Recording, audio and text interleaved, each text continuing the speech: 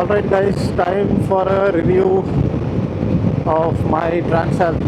Let's call it a 10,000 kilometers review. Just checking the mirror to see if my audio is picking up. So I just got my motovlogging setup upgraded to DJI Osmo Action 5 Pro and the DJI Mic Mini, which seems to be a better combination than having a 3.5 mm mic and connecting it to a GoPro. So gone are the days of GoPro. DJI is now doing a better job of video and audio and drones, obviously. So now that my motovlogging setup is ready, it's time that I shared my thoughts about this bike while I am on the bike. Earlier I used to take videos and then do a voiceover and just overlay it on the video, which I think does not give you the real effect, the feelings, the enthusiasm that you have while you are riding, that you don't get when you are doing a voiceover back at home when you are not on your bike. So I decided that I have to make these videos while I am riding the bike, and more than listening to somebody who is talking and processing it, talking is easy because you are not going to distract yourself so much, and if there is a moment where I need my concentration on the road, I can also stop talking.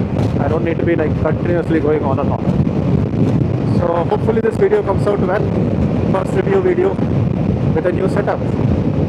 So yeah, what is my thoughts on the Transalp? A lot of people call it Transalp, and I don't know. I don't think they should be slapped, but they should not say it. They should learn how to pronounce the name of a bike and what's the spelling of it. So it's not Transalp, it's Transalp. You are going through the Alps. It's capable of going through the Alps. And just like Africa Twin, Transalp has a history. It's not just a name that Honda made it up. It has a multi-decade history. Africa Twin is what I wanted to get, but it was not available in India. But now I am pretty happy that I've got the Transalp instead of Africa Twin, because I think upgrading from my Kawasaki Versys 650, and previously I was riding a Harley Davidson Street 750, which was a stupid decision in my life of buying a Harley. More on it later. Please don't buy Harleys.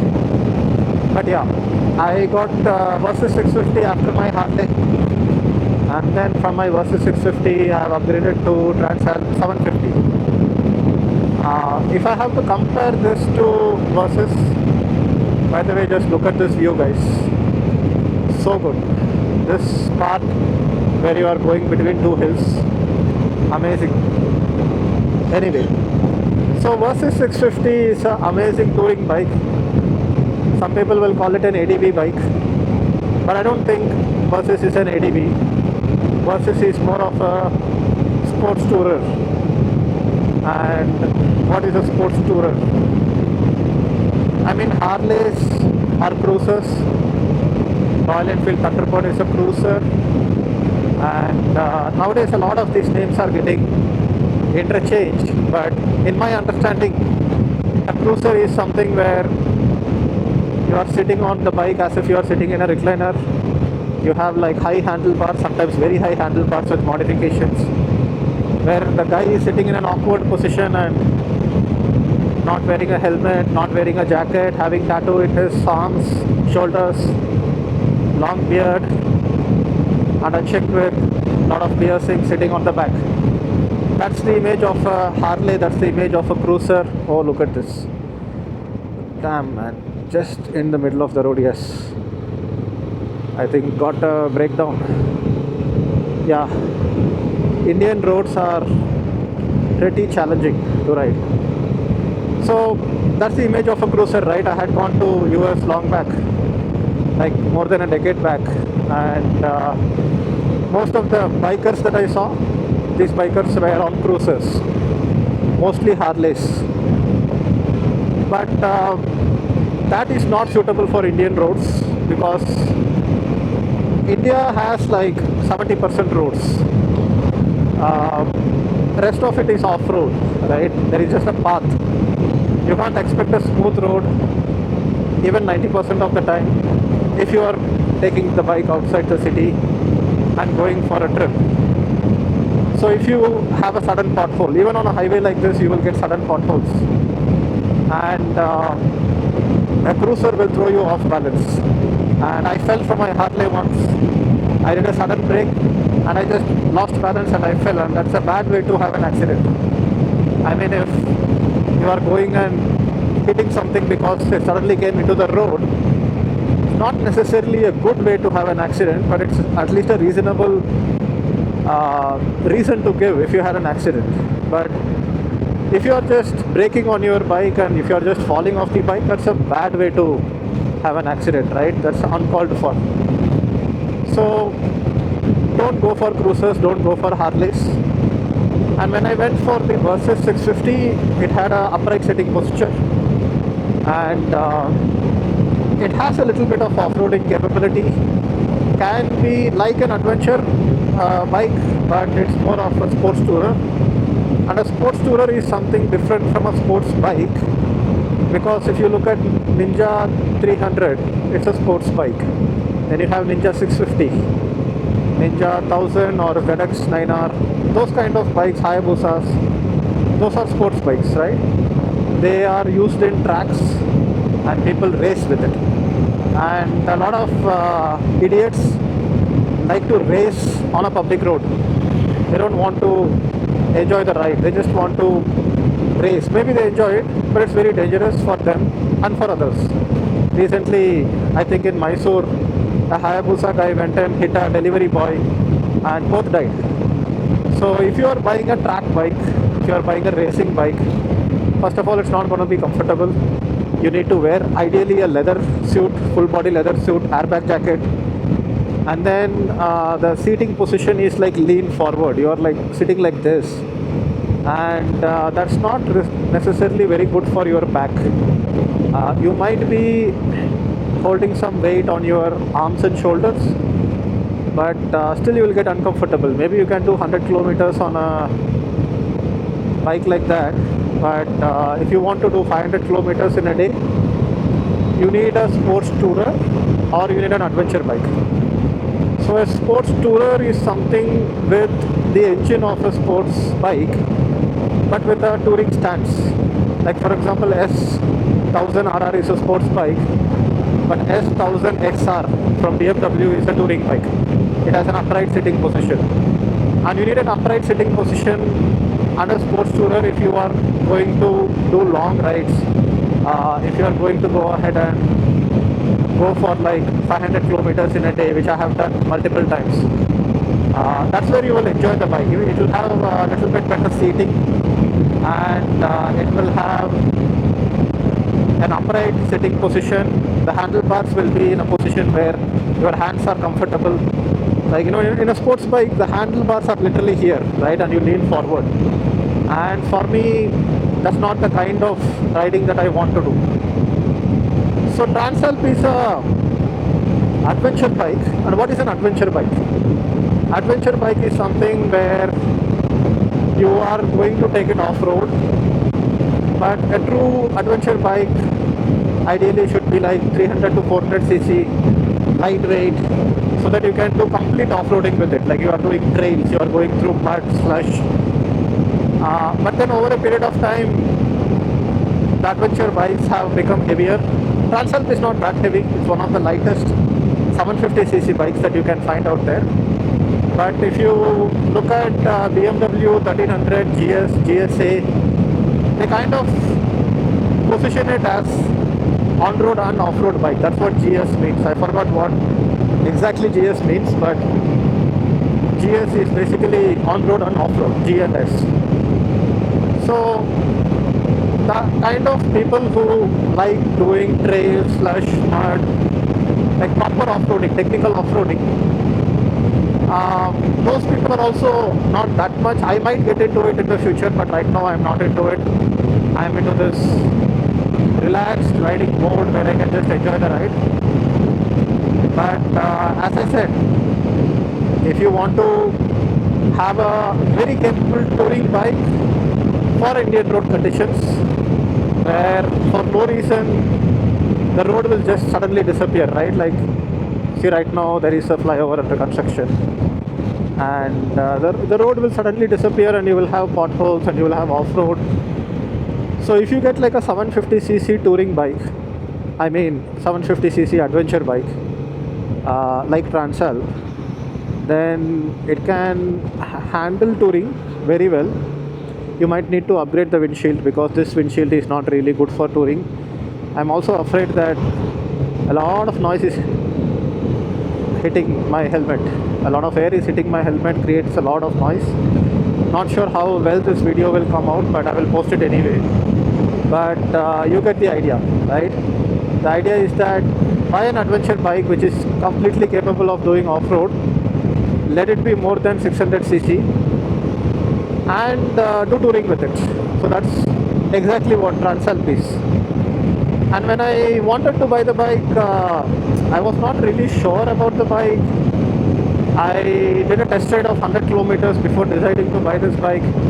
A lot of people say that, hey, if you go to the dealer and if you ask for a test ride, they will just ask you to ride within the city. But if you tell them that no, you are really serious, pay like a 50,000 deposit, tell them that in that dealership you are going to pick one of the bikes, and then you ask for a 100 kilometer test ride, they are very likely to give it to you. So I took Transalp for a 100 kilometer test ride and got the feel of the bike very well. And then I went ahead and booked the bike last December. So now I cannot be happier with this bike, man. I'm so happy with this bike that even if I buy a new bike, I plan to keep the Transalp. See how dangerous it was. That guy is coming on the opposite side. This guy is not looking at the left lane. And if you are not alert enough to slow down, then you are going to get hit, my brother. That's Indian roads for you. So that was a little bit of an adrenaline pump. My heartbeat is racing.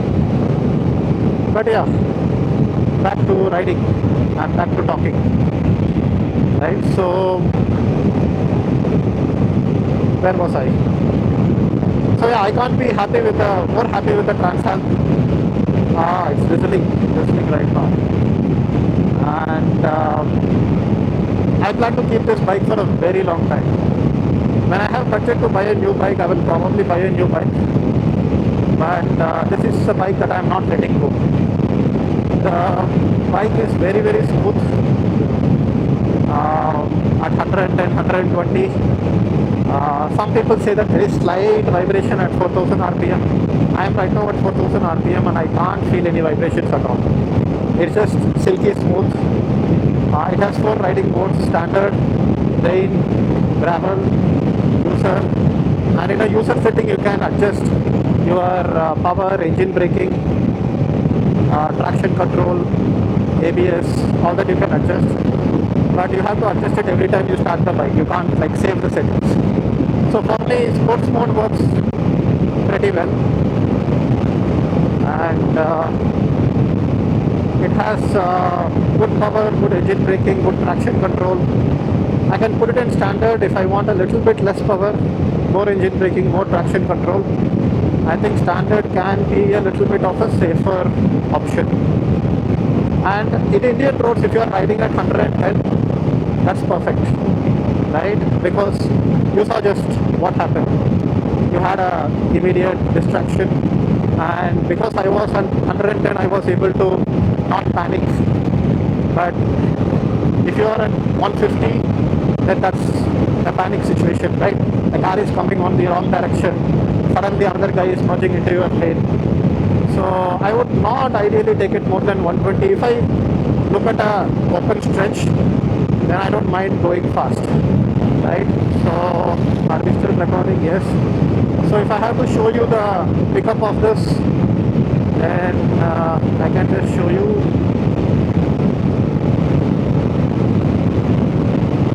What's that bike? Is it a GS? Looks like a GS. I can see the engine protruding out. See, this is a good rider.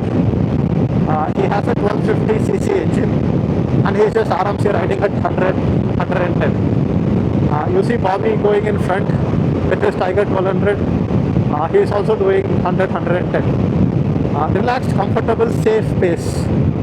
And if you ride safe, then the chances that you will enjoy the ride more and for longer and do more rides in life, that's more important than the short-term adrenaline of just wanting to go fast. So just to show you the pickup of this, I will put it in sport mode, reduce one gear, and I will show you how the pickup is from 80 to 110. 127, 136.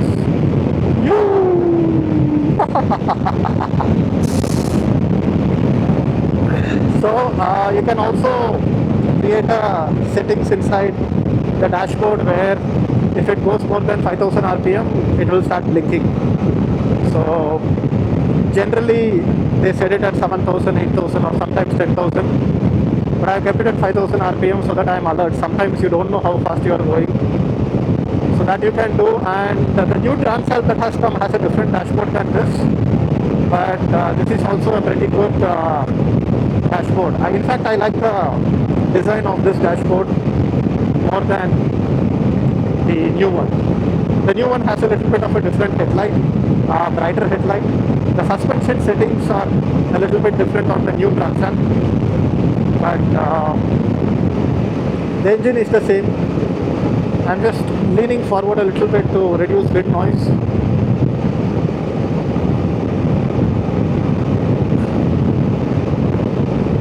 So yeah, what else do you want to know about my Transalp? Obviously, you cannot ask me a question right now, but what else can I think about? What's the mileage? Let's talk about mileage. So right now it says instant consumption is like the live consumption. It shows 21.8. If I remove the trip meter and put the total, 9,221 kilometers done. So I don't know for what reason the average KMPL shows as 1.7 KMPL here. There is definitely some error. But if you go for trip A, 124 kilometers in trip A, you can see 26.2 KMPL.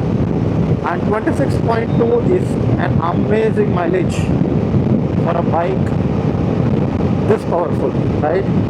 The 90 bhp engine is just 10 bhp less than the Africa Twin engine, just 10 bhp less. So you see, it's a like amazing bike in terms of the weight, in terms of the power, and the power to weight ratio matters a lot, right? Like it's lightweight and you can just twist the throttle and feel the power. I mean, you can get a car for 90 bhp and because it's so heavy, you will not find any fun in riding a 90 bhp car. So this is where I exercise caution, patience. He has given me some gap, but still I would want to be extra paranoid on Indian roads.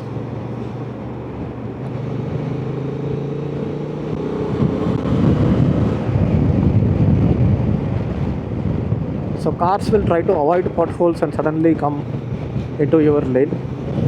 But yeah, there is not any lane here either. Again, there is a flyover under construction. I mean, this road is like a decade old, probably more than a decade old, but still the construction keeps going on. It's never ending in India.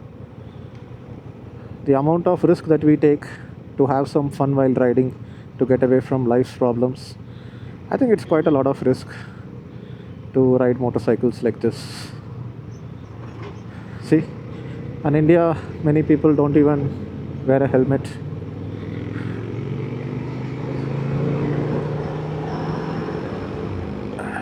No helmet, no jacket, no riding boots, no knee guards. I think they think that it's uncool to wear it or uncomfortable to wear it. I really like that GS rider, man. He is so patient. In spite of having so much power between his legs, so patient.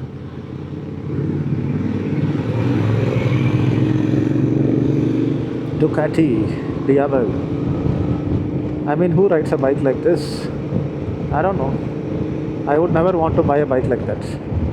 Looks cool with a big tire, looks macho. But if it was a cheap bike, it would be like the Mahindra Thar of bikes. That's what those bikes are about. Alright, so thinking about the Transalp, what else can I think about? First service is done, second service is pending. First service spent around 6,500 rupees. Second service maybe around 10,000. So in terms of reliability, in terms of ownership cost, Honda's Honda, right? The Japanese engineering. So this is a Japanese built bike. It's a CBU. It is directly imported from Japan, not assembled in India. And whenever you get a bike or a car that is CBU, you will know it in its character that it's not built locally, not assembled locally. Even if it is assembled locally, the engines do come from the international imports, but you need a CBU, right? You need a CBU that is going to be like from top to bottom built in a single factory, and that's a premium, that's a luxury that not everybody can afford to pay for. But if you are in a life situation where you can afford to pay for it, then why not? Why not? I mean, it's still better than buying a car. A lot of people end up buying a 40-50 lakh car.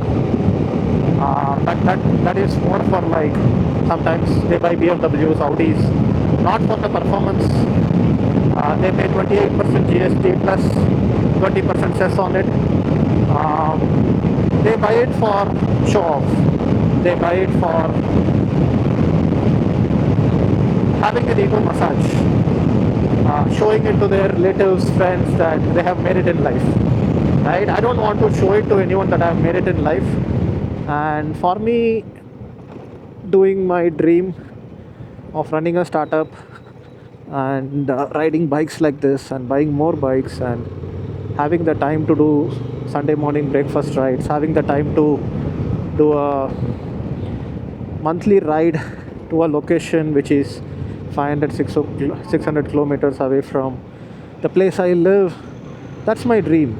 And at 38 years of age, I believe that I'm living my dream. Yeah, I want a BMW. Yes, that's also my dream. But I mean, if you reach a point in life where you are like, okay, I've lived my life, I'm rich, I've seen things, I've experienced things. That's what you want before you go to your deathbed. Did you see how it made the noise?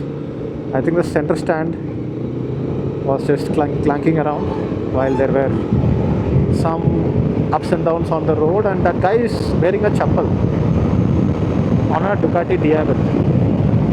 So that shows the mindset of such people who buy such bikes. And let's talk about accessories of the Transalp. What are the accessories that I have added?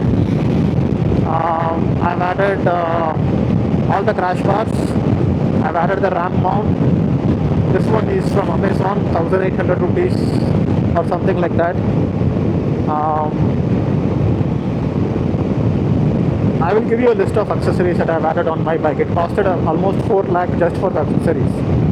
I mean, for 4 lakh you can buy a pretty decent bike in today's market. I think you can buy a Himalayan. So out of the 4.1 lakh, 1.63 lakh was just for the Africa twin rims. And Africa twin rims is something that you have to upgrade on your Transalp, because the Transalp will come with a tube rim where you have a tube tire, and if you have a puncture, then you can't fix the puncture yourself, and if you take it to a puncture shop, he will not know how to remove the tire and put it back safely. So if you have a puncture on your Transalp, you have to tow it back to the service center. However, if you upgrade your bike to tubeless rims of Africa Twin, then you can just fix the puncture directly on the tire. If you have a puncture kit, or a puncture shop can fix it for you. So that was a necessary upgrade which I knew as soon as I bought the bike. I knew that. So yeah, so that's about it for the accessories, the mileage, the performance, the smoothness, the lightweight. If you have a budget for a 10 lakh super bike, I would highly recommend that.